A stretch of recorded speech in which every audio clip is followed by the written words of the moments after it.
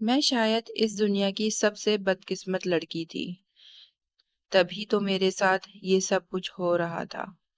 اس ویران سے گھر میں بالکل اکیلی تھی، نہ کوئی ہمراز، نہ کوئی سننے والا۔ میرے دل میں ایک ہی خواہش تھی، کاش کوئی تو ہوتا جو میری فریاد سن لیتا۔ میں اس سے کچھ مانگتی تو نہیں، بس اتنا چاہتی تھی کہ وہ میری بات سن لے، یہ جان لے کہ میں تکلیف میں ہوں، چاہے وہ میری مشکل کا حل نہ نکال پائے، پر کم از کم میری آواز پر کان تو دھرتا۔ کوئی تو ہوتا جو میری خاموشی کو سمجھ پاتا۔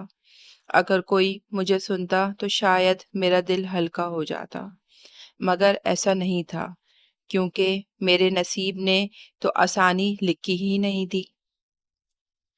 میں یہاں اپنی مرضی سے نہیں آئی، بلکہ مجھے یہاں پر قید کیا گیا ہے۔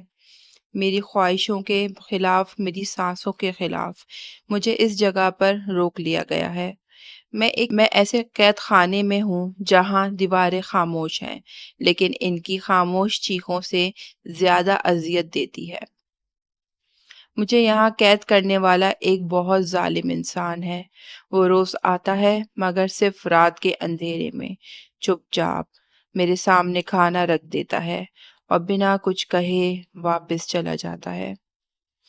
اب تو اس کی شکل سے بھی مجھے شاید نفرت ہو گئی ہے، لیکن کیا کروں، برسوں سے وہی ایک چہرہ دیکھنے کو ملا ہے۔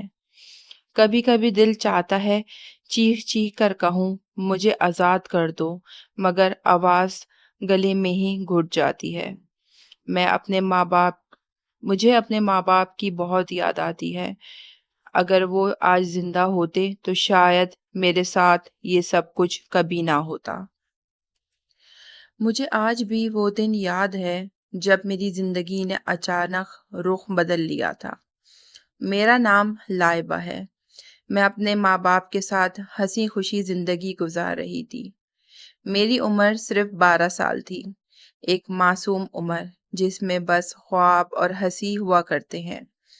میری ماں ایک نہایت خوبصورت اور باوقار عورت تھی۔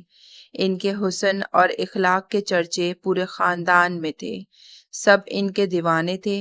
سب کہتے تھے میرے بابا دنیا کے سب سے خوش قسمت انسان ہیں، اور واقعی ایسا ہی تھا۔ مگر ایک دن سب کچھ بدل گیا۔ ہمیں ایک خوفناک خبر ملی۔ میرے بابا اب اس دنیا میں نہیں رہے۔ ان کی گاڑی کا ایکسیڈنٹ ہوا اور وہ موقع پر ہی دم توڑ گئے۔ میں سمجھتی تھی کہ زندگی رک گئی ہے، مگر اصل طوفان تو ابھی آنا باقی تھا۔ جب وہ خبر ہمارے گھر پہنچی تو یہاں لگا جیسے قیامت ٹوٹ پڑی ہے۔ کسی کو یقین نہیں آ رہا تھا۔ سب دیوانہ وار ہسپتال کی طرف بھاگے، مگر بابا تو جا چکے تھے ہمیشہ کے لیے۔ امی کی چیخیں آج بھی میرے کانوں میں گونجتی ہیں۔ میری دنیا جیسے بکھر گئی تھی، ہر چیز بے معنی ہو گئی تھی۔ کچھ مہینے اسی صدمے میں گزر گئے۔ بابا کے جانے کے بعد نہ ان کے خاندان نے ہماری خبر لی، نہ کسی نے کوئی مدد کی۔ امی کا اپنا کوئی خاندان نہیں تھا، وہ بالکل تنہا رہ گئی تھی۔ وہ بہت خوبصورت تھی، مگر ان پڑھ تھی۔ اکیلے میرا بوجھ اٹھانا ان کے لیے ناممکن ہو گیا۔ آخرکار انہوں نے اشرف نامی ایک آدمی سے شادی کر لی۔ اشرف پہلے سے شادی شدہ تھا اور اس کا ایک بیٹا بھی تھا۔ امی نے یہ فیصلہ مجبوری میں کیا، مگر مجھے لگا جیسے میری زندگی کی دوسری آزمائش اب شروع ہونے والی ہے۔ اشرف نامی اس آدمی کا ایک بیٹا تھا، احمد، جس کی عمر 16 سال تھی، جبکہ میں صرف 13 سال کی تھی۔ لوگ اب بھی مجھے بچی ہی کہہ کر پکارتے تھے، مگر احمد تو بالکل جوان ہو چکا تھا۔ اشرف ایک خوشحال آدمی تھا، میرے بابا سے زیادہ کماتا تھا اور اس کا اپنا کاروبار بھی تھا۔ امی نے اس سے نکاح کیا اور وہ ہمیں اپنے ساتھ ایک دوسرے شہر لے آیا۔ اشرف چہرے پر ہمیشہ ایک سختی، ایک غصہ چھپائے رکھتا تھا۔ پہلی نظر میں ہی وہ ایسا انسان لگا جس کے دل میں نرمی کے لیے کوئی جگہ نہیں۔ جو چند لوگ ہمیں جانتے تھے وہ کہتے تھے امی نے صحیح فیصلہ کیا ہے کہ وہ ابھی جوان ہے اور اشرف جیسا دولت مند آدمی ان کے لیے بہتر ہے۔ میں چپ چاپ سب سنتی رہتی تھی، مگر میرے دل میں سوالوں کا طوفان تھا۔ مجھے سمجھ نہیں آ رہی تھی امی نے اتنی جلدی یہ فیصلہ کیوں کیا۔ واقعی یہ مجبوری تھی یا قسمت نے ایک اور امتحان میرے لیے لکھا تھا؟ میرے بابا کو اس دنیا سے گئے ابھی 6 مہینے بھی نہیں گزرے تھے کہ امی نے دوسرا نکاح کر لیا۔ میں حیران تھی، دکھ میں بھی تھی، اور دل میں ایک انجانا سا خلا بھی تھا۔ امی مگر جیسے ہی واقعی خوش تھیں، ان کی مسکراہٹ میں اب وہ پرانی اداسی باقی نہیں رہی تھی۔ ایک دن میں نے ہمت کر کے امی سے پوچھ ہی لیا، امی کیا آپ کو بابا کی یاد نہیں آتی؟ انہوں نے چند لمحے خاموش رہ کر میری طرف پھر دیکھا، پھر نرمی سے مگر مضبوط لہجے میں بولی، بیٹا کسی کو یاد کرنے سے وہ واپس نہیں آتا، لیکن اگر ہم اسے بھول نہ سکے تو زندگی آگے نہیں بڑھتی۔ اگر میں تمہارے بابا کی یادوں کو سینے سے لگائے بیٹھی رہوں گی تو تمہارے مستقبل کون سنوارے گا؟ میں خاموشی سے سنتی رہی اور وہ بات جاری رکھی، دنیا والوں کے لیے اگر میں اداسی کا لبادہ اوڑھ لوں تو کیا بدلے گا؟ لوگ کہیں گے ہائے بیچاری، شوہر کے جانے کے بعد دوسری شادی بھی نہیں کی، اپنی بچی کے لیے جی رہی ہے، لیکن جب وہ اپنے گھروں میں واپس جائیں گے تو وہاں ان کے لیے ہم سفر بھی ہوں گے، بچے بھی ہوں گے، اور وہ سب اپنی زندگی میں خوشی سے اپنی زندگی خوشی خوشی گزار رہے ہوں گے۔ ان کی باتوں میں سچائی تھی، مگر میرے دل کے اندر ایک خاموش احتجاج بھی تھا۔ شاید میں بھی چھوٹی تھی اس لیے سمجھ نہیں پائی، کچھ فیصلے دل سے نہیں وقت نے کیے جاتے ہیں۔ امی اکثر کہتی تھیں اگر میں نے وقت پر اپنے لیے تمہارے لیے صحیح فیصلہ کر لیا تو اس میں کوئی برائی نہیں۔ میں خاموش رہتی تھی، مگر میرے دل میں ہمیشہ ایک سوال گونجتا تھا، کیا واقعی ان کا فیصلہ درست تھا؟ جب ہم دوسرے شہر آئے تو میری زندگی جیسے رک سی گئی۔ میری پڑھائی جو کبھی امی کے لیے فخر کی بات تھی، اب بھولے ہوئے خواب جیسے لگنے لگی۔ 1 سال تک بس یہی وعدے کیے جاتے رہے، کل اسکول میں داخل کروا دیں گے، اگلے ہفتے ضرور، مگر وہ کل کبھی نہیں آیا۔ آخر کار مجھے ایک گورنمنٹ اسکول میں داخل کروا دیا گیا۔ دوسری طرف اشرف کا بیٹا احمد ایک مہنگے پرائیویٹ اسکول میں پڑھتا رہا اور 1 سال بعد تو اسے پرائیویٹ کالج میں بھی داخل کروا دیا گیا۔ اس کے تعلیمی اخراجات کتنے بھی زیادہ ہوں، اشرف کے چہرے پر کبھی بوجھ کے آثار نہیں آئے، مگر جب بات مجھ پر آتی تو ہر چیز گنتی میں آ جاتی تھی۔ میری جیب خرچ کے چند سکے بھی اس طرح دیے جاتے جیسے کوئی احسان کیا جا رہا ہو۔ ان پیسوں سے میں صرف اتنا ہی خرید سکتی تھی کہ بھوک کا احساس تھوڑا دب جائے، مگر دل کے اندر جو احساس محرومی پلنے لگا تھا، اسے دبانے کے لیے دنیا کے سارے سکے بھی کم تھے۔ اشرف و امی ایک دوسرے کے ساتھ ایسے رہتے تھے جیسے ان کی یہ پہلی شادی ہو، جیسے ابھی نکاح کے 3 دن ہی گزرے ہوں، حال نہ کہ نکاح کو 1.5 سال بیت چکا تھا۔ وقت گزرتا رہا، مگر ان کی ہنسی مذاق محبت میں کوئی کمی نہیں آتی تھی۔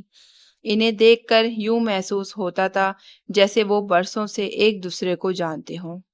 اب آخر کار انہیں وہ شخص مل گیا ہو جس کی وہ مدتوں سے تلاش میں تھے۔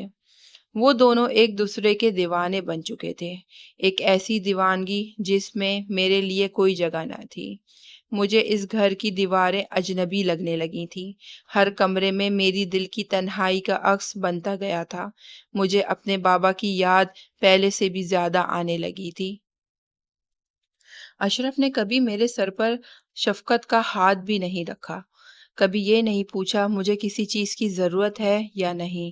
میں اس گھر میں رہتی تو ضرور تھی، مگر میرا وجود کسی کے لیے معنی نہیں رکھتا تھا، جیسے میں صرف ایک سایہ ہوں جو روشنی میں بھی نظر آتا ہے۔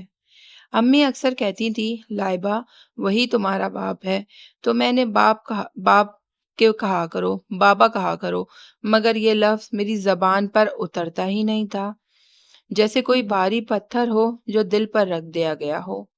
میری کوشش یہی ہوتی تھی مجھے کبھی ان سے کچھ کہنا ہی نہ پڑے تاکہ بابا کہنے کی مجبوری بھی نہ ہو۔ مہینوں گزر گئے اور میں نے انہیں ایک بار بھی بابا کہہ کر نہیں پکارا تھا۔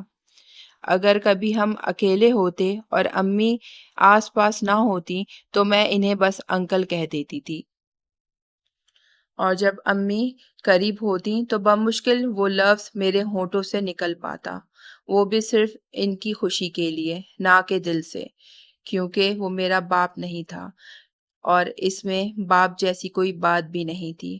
اشرف نے اپنے بیٹے احمد کو نیا مہنگا موبائل لا کر دیا، جبکہ میرے لیے ان سے کبھی کچھ نہیں خریدا۔ میری خواہش کوئی کھیل یا ضد نہیں تھی، میں تو صرف اس پر پڑھائی کرنا چاہتی تھی، کیونکہ میرے لیے تو ٹیوشن کا بھی کوئی انتظام نہیں تھا۔ ادھر احمد روز بڑی مہنگی ٹیوشن پہ جاتا اور میں جب امی سے شکایت کرتی تو وہ نرمی سے کہتی بیٹا احمد تم سے بڑا ہے، بڑی کلاس میں ہے، تم اس سے پڑھ لیا کرو۔ امی کی بات سن کر میں چپ ہو جاتی، لیکن دل کے اندر ایک سوال ہر روز جاگ اٹھتا، کیا میں واقعی ان کے لیے برابر نہیں تھی؟ جب میں نے احمد سے کہا وہ مجھے پڑھا دیا کرے تو اس نے صاف انکار کر دیا، بولا میرے پاس اتنا وقت نہیں ہے کہ میں بچوں کی طرح بیٹھ کر تمہیں پڑھاؤں۔ اس کے لہجے میں وہی غرور تھا جو ہمیشہ مجھے چھپتا تھا۔ ایک تو مجھے ایسے اسکول میں داخل کروا دیا گیا جہاں کسی کو کسی کی پرواہ نہیں تھی، اوپر سے میرے لیے ٹیوشن کا بھی کوئی بندوبست نہیں تھا۔ نتیجہ یہی نکلا میں پڑھائی سے پیچھے رہنے لگی، میرے نمبر کم آنے لگے اور آہستہ آہستہ پڑھنے کا شوق ہی مر گیا۔ وقت گزرتا گیا، میں 16 سال کی ہو گئی اور بڑی مشکل سے میٹرک کی کر سکی۔ اس کے بعد میں نے فیصلہ کیا کہ اب مزید نہیں پڑھوں گی۔ امی نے بہت سمجھایا لائبہ ایسا مت کرو، پڑھائی بہت ضروری ہے، لیکن جب اشرف کو یہ بات پتہ چلی تو وہ بے نیازی سے بولا رہنے دو، اسے اپنی مرضی کرنے دو، اگر نہیں پڑھنا چاہتی تو مت پڑھے۔ ظاہر ہے اس کے لیے تو یہ خوشی کی بات تھی، جو تھوڑے بہت بھی پیسے وہ مجھ پر خرچ کرتے تھے وہ بھی بچ گئے۔ میں خاموشی سے سب سنتی رہتی، لیکن اندر سے ٹوٹتی جا رہی تھی۔ اسی دوران ایک دن امی کی ایک کزن ہم سے ملنے کے لیے ہمارے گھر آئی۔ وہ بھی اسی شہر میں رہتی تھی، لیکن پچھلے 2 سال سے بیرون ملک چلی گئی۔ واپسی کے بعد جب اسے ہمارے حالات کا علم ہوا تو وہ فوراً امی سے ملنے چلی آئی۔ امی نے مجھے ان کے پاس بیٹھنے نہیں دیا، مگر میں دروازے کے قریب چپ چاپ کھڑی ان کی باتیں سن رہی تھی۔ امی کی کزن نے کہا تمہاری ایک جوان بیٹی ہے اور تم نے دوسری شادی کر لی۔ ایسی عورتیں جن کی بیٹیاں بڑی ہو چکی ہوں انہیں دوسری شادی کرنے سے پہلے 1000 بار سوچنا چاہیے۔ امی کا لہجہ تیز ہو گیا، کیوں؟ اگر میری بیٹی جوان ہے تو کیا اس کا مطلب ہے کہ میرا دل مر گیا ہے؟ کیا میں اپنی زندگی میں خوش نہیں رہ سکتی؟ کزن آہستگی سے جواب دیا، جب ایک ماں اپنی اولاد کو گود میں تھام لیتی ہے تو اس لمحے سے وہ اپنے لیے نہیں جیتی، پھر اس کا دل صرف اپنی اولاد کے لیے دھڑکتا ہے۔ ماں کی خوشی اس کی بیٹی کی آنکھوں میں نظر آتی ہے، اور تمہاری بیٹی کے چہرے پہ وہ روشنی اب نہیں ہے، تم نے دیکھا نہیں کبھی؟ چند لمحے امی خاموش رہیں، ان کی آنکھوں میں کچھ لرزہ سا آیا، مگر اگلے ہی پل انہوں نے نظر پھیر لی، جیسے وہ خود سے نظریں ملانے سے ڈرتی ہوں۔ امی کی کزن کا چہرہ فکر مند تھا، وہ امی سے نرمی مگر سنجیدگی کے لہجے میں بولی، دیکھو تمہاری بیٹی اب جوان ہے اور تم 2 نامحرم مردوں کے ساتھ ایک ہی گھر میں رہ رہی ہو، میں یہ سب تمہاری بھلائی کے لیے کہہ رہی ہوں۔ دنیا بہت بدل گئی ہے، لوگ باتیں بناتے دیر نہیں لگاتے، میں نہیں چاہتی کہ کل کو تمہاری بیٹی کے بارے میں کوئی غلط سوچے۔ امی نے ذرا سا مسکرا کر جواب دیا، تم تو باتوں کو بہت بڑا چڑھا کر بول رہی ہو۔ اشرف برا آدمی نہیں، اس کا بیٹا بھی شریف ہے۔ ایسی کوئی بڑی بات نہیں ہے، دنیا میں حادثے ہوتے رہتے ہیں، زندگی رک تو نہیں جاتی۔ میں صرف اپنی زندگی آسان بنانا چاہتی ہوں، اس میں برا کیا ہے؟ امی کے لہجے میں اعتماد تھا، لیکن ان کی کزن کے چہرے پہ اب بھی فکر کی لکیریں صاف دکھائی دے رہی تھی۔ شاید وہ کچھ دیکھ رہی تھی جو امی نہیں دیکھ رہی تھی۔ امی اور ان کی کزن کے درمیان باتیں بڑھ گئیں، الفاظ پہلے نرم تھے، پھر تلخ ہوتے گئے۔ وہ عورت بس اتنا کہہ گئی، تم خود غرض عورت ہو۔ شاید وہ ٹھیک کہہ رہی تھی۔ امی کبھی میرے بارے میں نہیں سوچا تھا، یا شاید سوچنا چاہتی نہیں تھی، مگر خود کو اس زندگی میں قید کر چکی تھی۔ وقت گزرتا گیا اور آہستہ آہستہ امی کی صحت خراب ہونے لگی۔ 6 مہینے بھی نہ گزرے تھے کہ بستر تک محدود ہو گئیں۔ نہ جانے انہیں کون سی بیماری لگ گئی تھی۔ ڈاکٹر کہتے تھے اس کے علاج ممکن نہیں، ان کے جسم کا آدھا حصہ کام کرنا چھوڑ چکا تھا۔ امی جو کبھی حسن کی مثال سمجھی جاتی تھیں، اب بیمار اور بے جان لگتی تھیں۔ واقعی بیماری انسان کو خوبصورتی چھین لیتی ہے، اور شاید زندگی بھی۔ میں ان کا بہت خیال رکھتی تھی، اور اشرف نے بھی ابتدا میں ان کے علاج کا انتظام کیا، مگر جلد ہی اس نے لاپرواہی برتنا شروع کر دی۔ شاید وہ بھی امی سے تنگ آ چکا تھا۔ پھر ایک دن میری ماں یہ دنیا چھوڑ کر چلی گئی۔ وہ لمحہ میری زندگی کا سب سے بھاری دن تھا۔ امی جیسی بھی تھی، وہ میری ماں تھی، میری آخری سہارا، میرا آخری پناہ گاہ۔ ان کے جانے کے بعد میرا دل جیسے خالی ہو گیا۔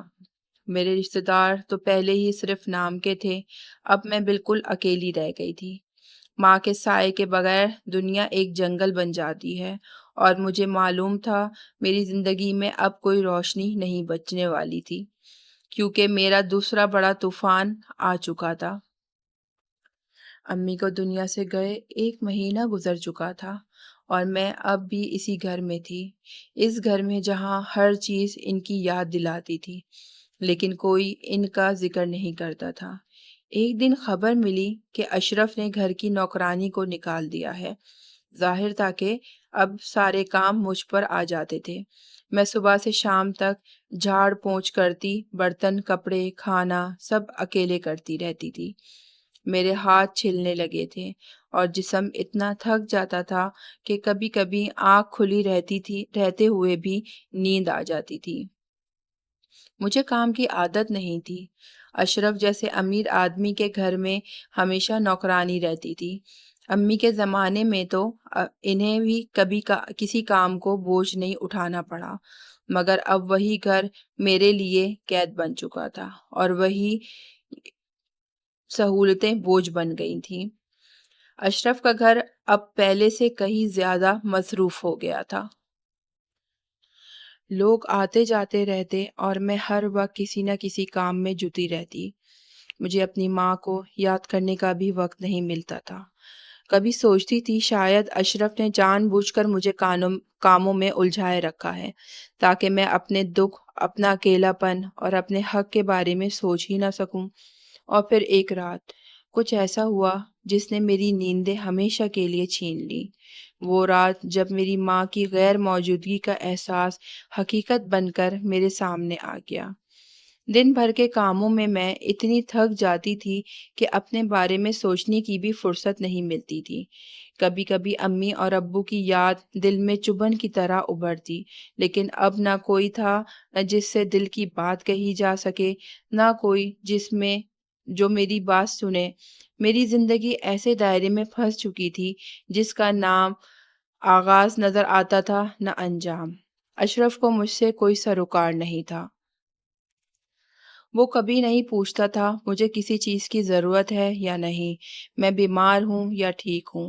میرے پاس پہننے کو امی کے پرانے کپڑے ہی تھے، اور انہیں میں دن گزرتے گزرتے پہنتی رہتی تھی۔ ایک دن اشرف کا ایک دوست، بلکہ کہنا چاہیے کہ اس کا دور کا کوئی کزن گھر آیا ہوا تھا۔ وہ پہلے بھی آتا جاتا رہتا تھا۔ میں حسب معمول چائے لے کر گئی۔ جیسے ہی میں نے چائے کا کپ رکھا، اس نے ہنستے ہوئے کہا، یہی ہے تمہاری بیوی کی بیٹی؟ میں نے اتنا سنا اور خاموشی سے وہاں سے ہٹ گئی، مگر ان کی باتیں کانوں میں پڑنے لگی۔ اشرف نے لاپرواہی سے کہا، ہاں یہی ہے، گھر کے کام کاج سنبھالتی ہے، پڑھائی چھوڑ دی ہے اس نے۔ خود ہی دوسرے نے کہا، جوان ہو گئی ہے ماشاءاللہ، بالکل تمہاری بیوی کی طرح لگتی ہے۔ اشرف نے ہلکا سا ہنس کر جواب دیا، میں نے اس کے بارے میں ابھی کچھ سوچا نہیں ہے، ابھی تو یہ گھر ہی سنبھال رہی ہے۔ ان کے الفاظ میرے دل میں تیر کی طرح پیوست ہو گئے۔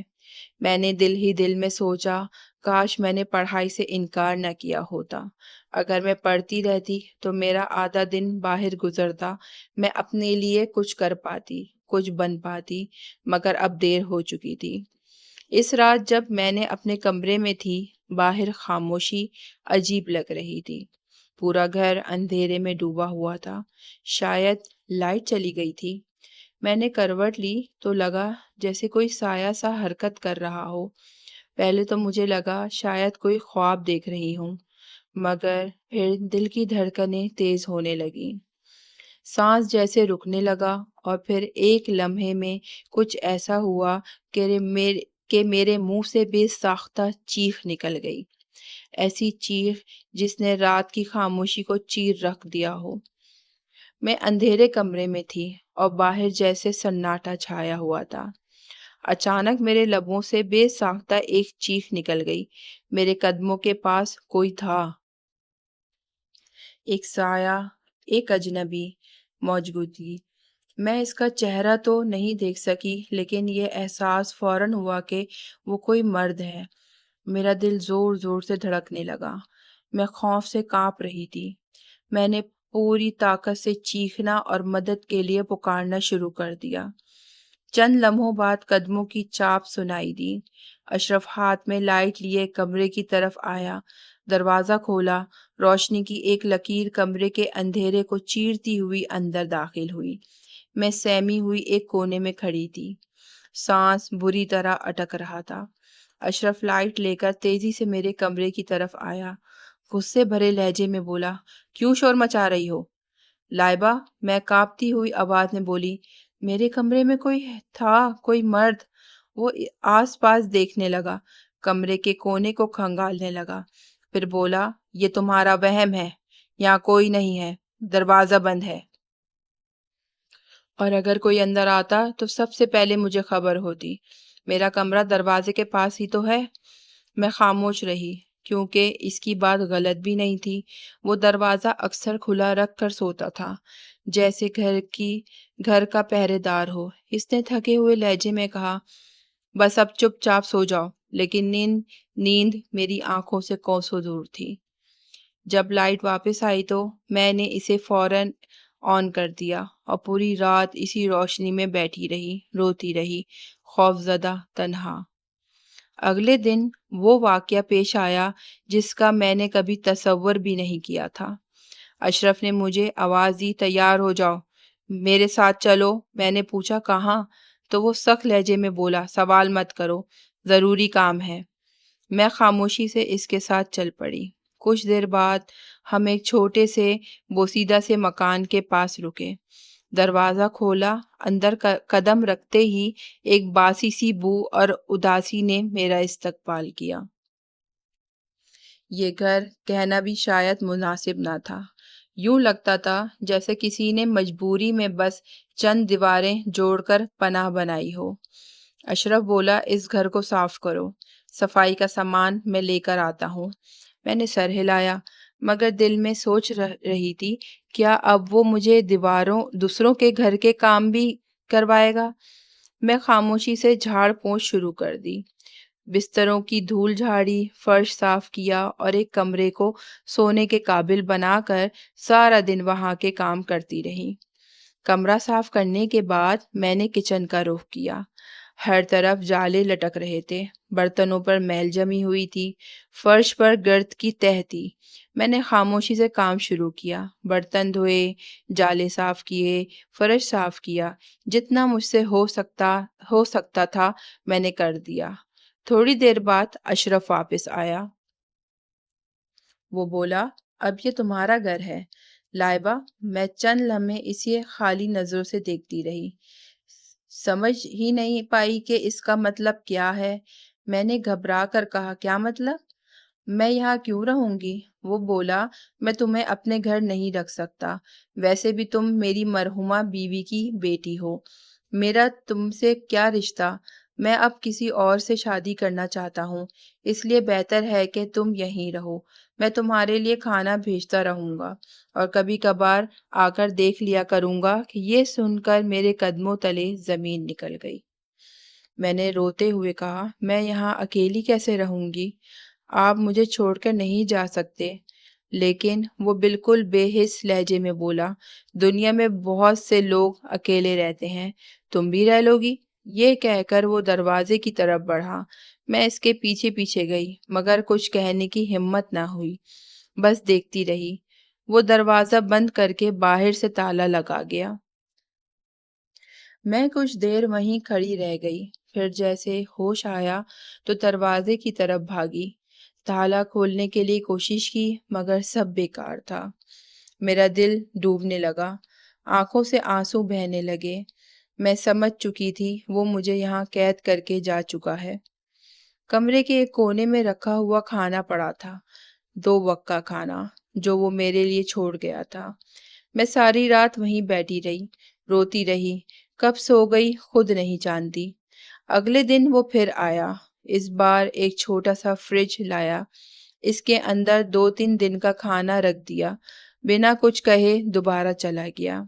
اب میں واقعی اکیلی تھی، تنہا، خاموش اور بھولی ہوئی، ایک جان کی طرح جسے دنیا میں کوئی یاد کرنے والا نہیں تھا۔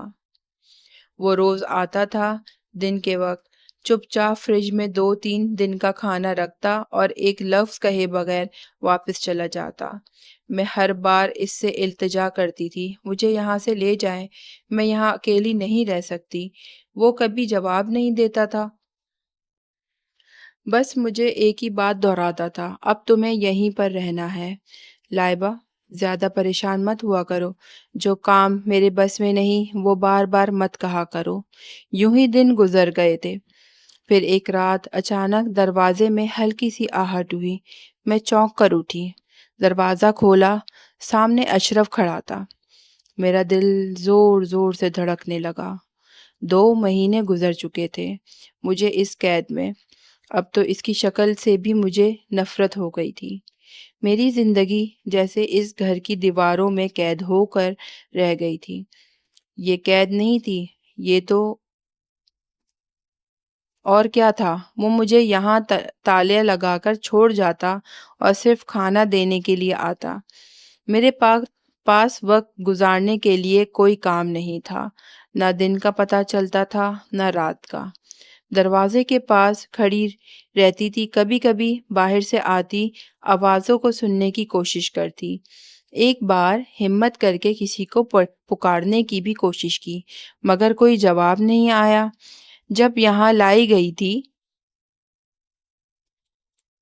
تبھی دیکھا تھا کہ اس کے گھر کے آس پاس کوئی اور گھر نہیں، نہ چھت تھی، نہ اوپر جانے کا کوئی راستہ، نہ چاند نظر آتا تھا، نہ آسمان، نہ دھوپ کی کرن چھنتی تھی، نہ بارش کی بوندیں دکھائی دیتی تھی۔ اگر کبھی لائٹ چلی جاتی تو اندھیرا بھی اپنے آپ میں نہیں دکھائی دیتا تھا۔ ایسے گھر میں رہنا کسی اذیت سے کم نہیں تھا۔ ایسا لگتا تھا جیسے میں آہستہ آہستہ پاگل ہو رہی ہوں۔ میرے اوپر دوسرا عذاب یہ تھا کہ جس نے مجھے یہاں قید کیا وہ میرا سوتیلا باپ تھا۔ مجھے یقین نہیں آتا تھا کہ وہ اتنا ظالم اور بے حس بھی ہو سکتا ہے، لیکن اب سب واضح ہو چکا تھا۔ اس نے ثابت کر دیا تھا کہ سوتیلا باپ کبھی بھی سوتیلی بیٹی کے لیے اچھا نہیں سوچتا۔ کاش میں یہ بات پہلے ہی سمجھ جاتی۔ شاید یہ بات مجھے نہیں میری ماں کو سوچنی چاہیے تھی۔ اگر وہ ذرا بھی ٹھہر کر اپنے فیصلے پر غور کر لیتی تو شاید میری زندگی کو تباہ نہ ہونے دیتی، لیکن اس کو کیا معلوم تھا کہ وہ اچانک بیمار ہو کر اس دنیا سے رخصت ہو جائے گی۔ اب کون تھا جو میری مدد کرتا؟ میرے لیے تو سب کچھ ختم ہو چکا تھا، میری خوشیاں، میرا سکون، میرا گھر، میرا سب کچھ۔ میں خود سے، اپنی زندگی سے نفرت کرنے لگی تھی۔ میرے دن ایک جیسے گزرنے لگے۔ اشرف اب ہفتے میں 2 بار آتا تھا، فریج میں کچھ کھانا رکھتا اور بنا بات کیے چلا جاتا۔ پرانا کھانا کھا کھا کر میں بیمار ہو جاتی، لیکن خود ہی ٹھیک ہونے کی کوشش کرتی۔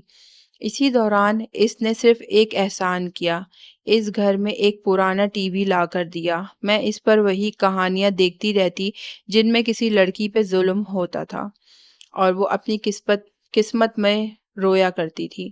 کبھی کبھی سوچتی شاید یہ مجھ پہ لکھی کہانیاں ہیں، میں بھی ایک کردار بن چکی ہوں۔ میں اپنے اوپر ترس کھاتی، پھر خود پر غصہ آتا کہ جو شخص اپنے اوپر ترس کھانے لگے وہ اپنی زندگی خود برباد کر لیتا ہے۔ میرے پاس اب کھونے کے لیے کچھ باقی نہیں تھا اور مجھے لگتا تھا یہ عذاب کبھی ختم نہیں ہوگا، لیکن ایک دن سب کچھ بدل گیا۔ اشرف آیا، میں اس کی طرف دیکھا۔ میں نے دیکھنا بھی گوارا نہیں کیا، سوچا جیسے ہمیشہ کی طرح کھانا رکھ کر چلا جائے گا، مگر آج اس کے ہاتھ میں کچھ نہیں تھا۔ وہ بولا ہم یہاں سے جا رہے ہیں۔ میں چونک گئی۔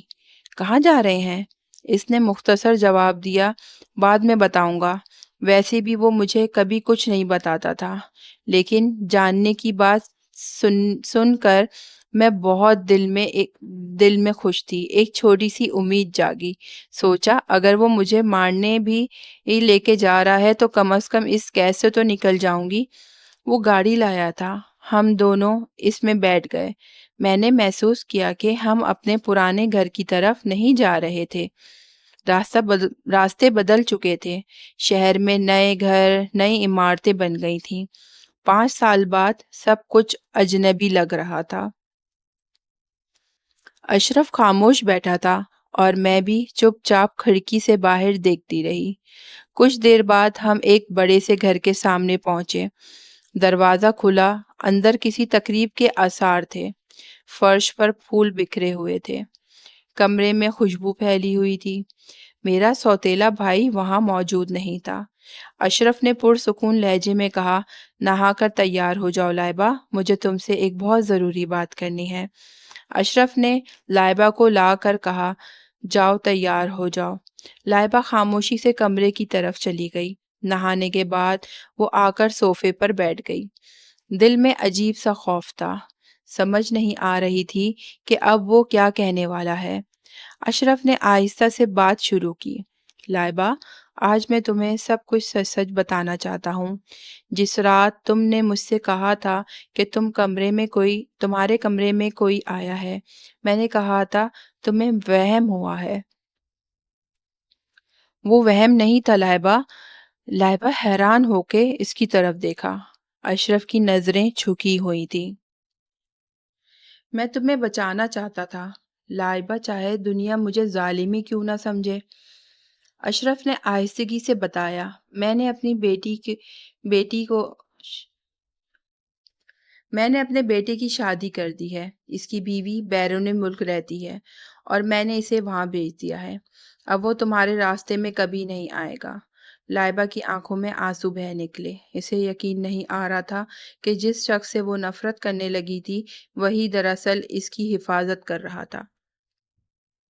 اسے یقین نہیں آ رہا تھا کہ جس شخص سے وہ نفرت کرنے لگی تھی وہی دراصل اس کی حفاظت کر رہا تھا۔ اشرف نے ایک دن لائبہ سے نرمی سے کہا، بیٹا میں تمہارے لیے ایک بہت اچھا رشتہ دیکھ کر آیا ہوں۔ لڑکا بیرون ملک رہتا ہے، پڑھا لکھا ہے، شریف ہے اور سب سے بڑھ کر تمہیں پسند کر لیا گیا ہے۔ وہ چند لمحوں میں اپنے والدین کے ساتھ رشتہ لے کر یہاں آئے گا۔ میں چاہتا ہوں تمہاری شادی 1 سے 2 مہینے کے اندر کر دوں۔ لائبہ خاموشی سے اس کی بات سنتی رہی۔ شاید اس کے دل کے کسی کونے میں ابھی بھی اشرف کے لیے نفرت باقی تھی، لیکن ساتھ ہی یہ احساس بھی جاگ اٹھا تھا کہ وہ اس کے لیے ہمیشہ اچھا ہی چاہتا تھا۔ اور پھر واقعی 1 سے 2 مہینے کے اندر اشرف نے لائبہ کی شادی اس لڑکے سے کر دی۔ وہ لڑکا نہ صرف خوبصورت تھا بلکہ تعلیم یافتہ بھی تھا، مہذب اور خاموش اخلاق بھی تھا۔ لائبہ کے نصیب آخرکار سنور گئے۔ شادی کے بعد وہ اپنے شوہر کے ساتھ بیرون ملک چلی گئی، جہاں اس کی نئی زندگی شروع ہوئی۔